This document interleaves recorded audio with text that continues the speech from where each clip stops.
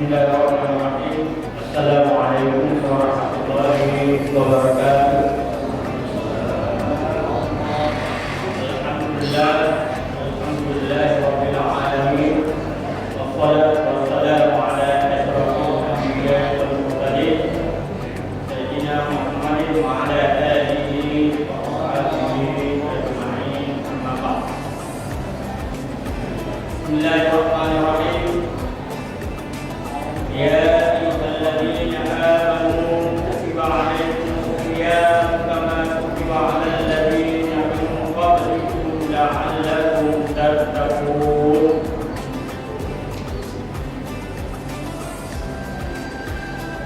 Bapak, Ibu, kaum muslimin dan muslimat yang dirahmati Allah Subhanahu wa taala, pada kesempatan yang ketiga ini izinkan saya untuk menyampaikan beberapa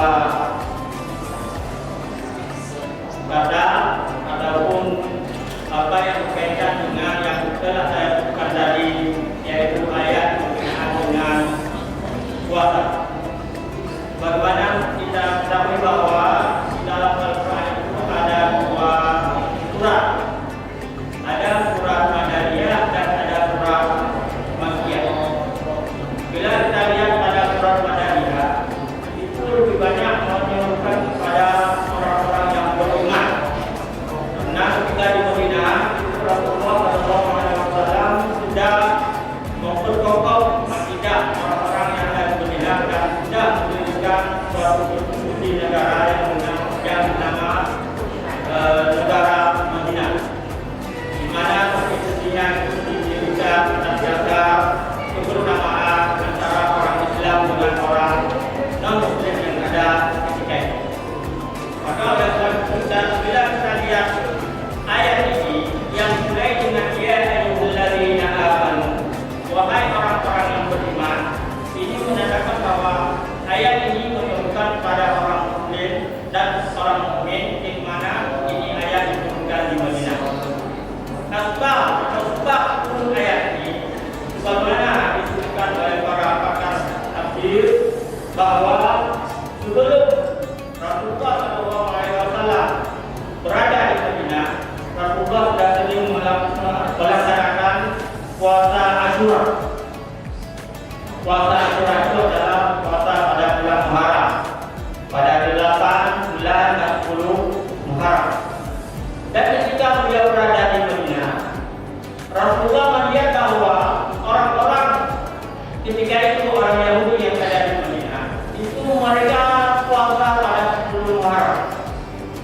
Lalu oleh sebab itu Rasulullah SAW diturunkan ayat ini, ayat tentang puasa ini, sehingga dijelaskan bahwa puasa yang wajib itu adalah pada bulan Ramadan. Pada ayat setelah ini disebutkan syahrul Ramadan alladzi unzila fihi al-Qur'an hudan lin-nasi wa bayyinatin minal huda wal furqan.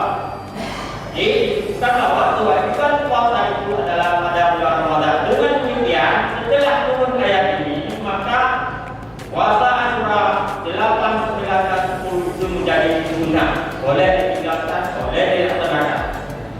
Apa yang bisa kita lihat daripada ayat ini? Ini ayat menandakan bahwa bagaimana Allah menggunakan kalimat yang sangat lembut, di mana memanggil hamba-Nya dengan ya ayyuhah. Karena kebiasaan pada bahasa Arab, kalau kita memanggil orang, biasanya memanggil langsung namanya. Kalau saya misalnya Ahmad, ya Ahmad, Ahmad, Muhammad, dan sebagainya. Tapi di sini disebutkan dengan ya ayyuhah, wahai orang-orang yang beriman. Ini kata-kata yang sangat lembut dipergunakan oleh Allah Subhanahu wa taala ketika diturunkan ayat ini kepada Nabi Muhammad, menandakan bahwa Allah Subhanahu wa taala menyuruhkan kepada orang muslim, kepada orang mukmin untuk melaksanakan puasa, di mana puasa itu diwajibkan pada bulan Ramadan. Kemudian setelah itu Ausia, apa definisi daripada Ausia? Ausia, kalau kita lihat dari segi bahasa, itu adalah menahan diri. Semua untuk menahan diri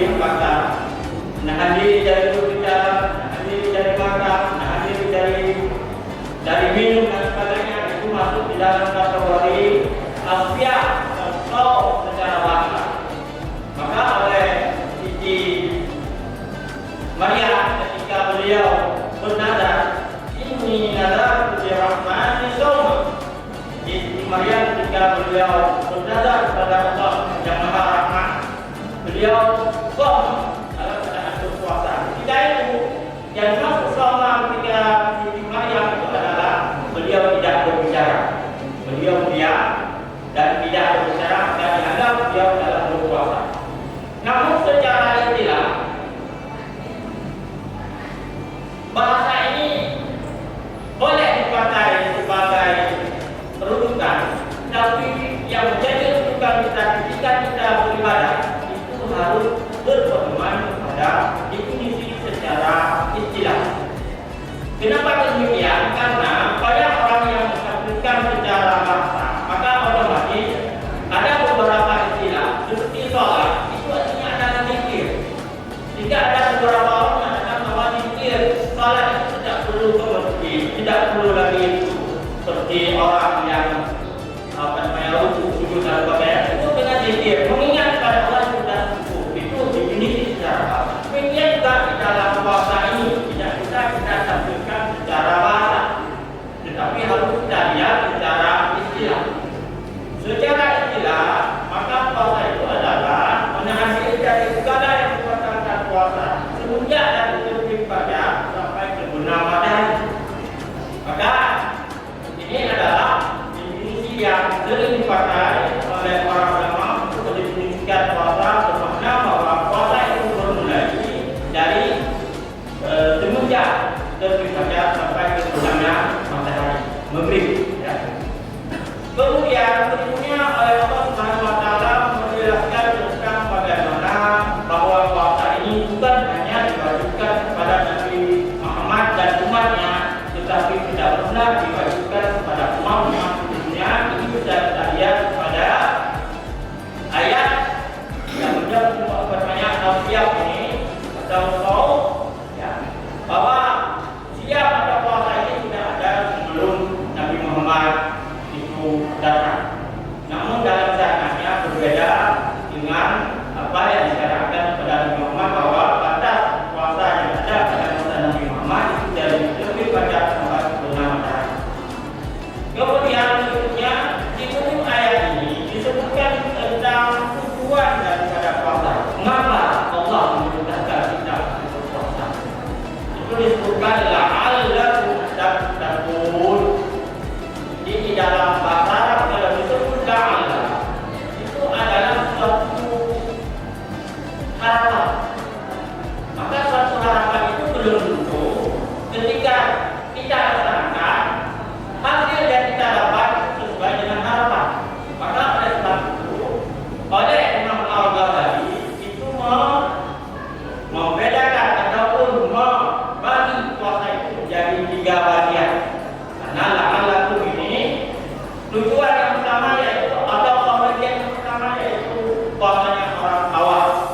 Puasa orang awam kan dia hanya berpuasa dan tidak makan dan tidak minum. Sudah daripada itu dia mulutnya tidak berbicara dengan yang benar, juga tidak dia puasa. Ini adalah puasa tidak makan dan tidak minum. Maka itu dinamakan dengan puasa umum. Kemudian berikutnya adalah yang kedua, puasa khusus. Puasa khusus ini dilakukan oleh orang-orang dia tidak hanya berpuasa dengan menahan diri daripada tidak makan dan tidak minum, tapi juga mata mulutnya tidak berbicara dan tidak sesuai dengan syariat. Kemudian telinganya, matanya dan semua benda indera yang ada itu dipelihara sesuai dengan perintah Allah Subhanahu wa taala, sehingga berfungsi yang puasa. Maka disebut puasa ini puasa khusus. Kemudian di atasnya ada namanya khusus jasa khusus. Ini biasa puasa orang-orang yang melaksanakan yang itu adalah para wali-wali Allah yang dilakukan oleh Allah Subhanahu wa taala. Ini tujuan daripada puasa. Kemudian ada beberapa hal mungkin sering ada pertanyaan. Yang pertama adalah tentang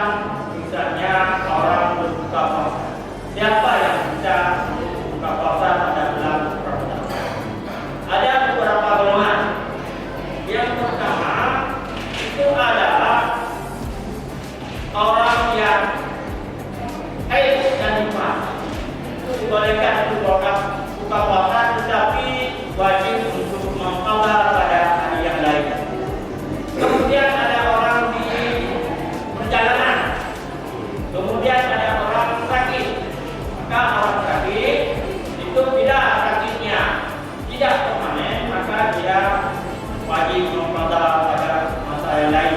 Tetapi kalau sakitnya permanen, yang sudah keluar tidak perlu bagi berpuasa, kemudian sakitnya tidak ada harapan untuk sembuh, maka orang yang seperti itu bukan lagi qadha, tapi wajib baginya adalah membayar fidyah. Namun ada satu persoalan, misalnya pada ibu hamil dengan ibu menyusui. Ini ada dua pendapat yang mengatakan bahwa bila orang menyusui dan orang yang hamil, bila khawatir terhadap dirinya, kemudian dia membuka puasa, maka yang wajib hanya dia mengqadha, tidak wajib membayar fidyah. Tapi kalau dia takut atau khawatir kepada bayi yang dikandung ataupun kepada bayi yang dia konsumsi, maka dalam mazhab ini mengatakan bahwa wajib untuk mengqadha dan wajib untuk membayar fidyah. Buat mana wajib untuk dilakukan.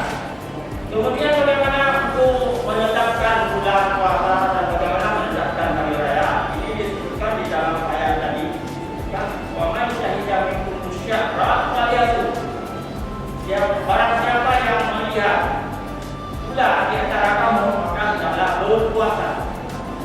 Jadi kalau ada melihat bulan, kalau pada melihat bulan ini boleh satu orang yang hadir, maka yang lain boleh ikut berpuasa. Meskipun ada yang mengatakan bahwa harus ada orang lain yang melihat. Namun ketika membuka puasa pada Syawal, ini harus dilihat oleh orang banyak. Mengapa? Karena berkaitan dengan membuka puasa. Bila membuka puasa, maka dia harus pada tahap yakni, tidak boleh pada tahap untuk melihat, tidak boleh melihat. Harus semua sepakat bahwa bulan sudah nampak pada 1 Syawal. Mungkin demikian pada kesempatan yang ini yang jika ini bisa saya sampaikan. Lebih dan kurang saya mohon maaf. Jadi kalau ada misalnya yang perlu didiskusi kembali, nanti boleh kita buka ikhwan. Demikian. Assalamualaikum warahmatullahi wabarakatuh.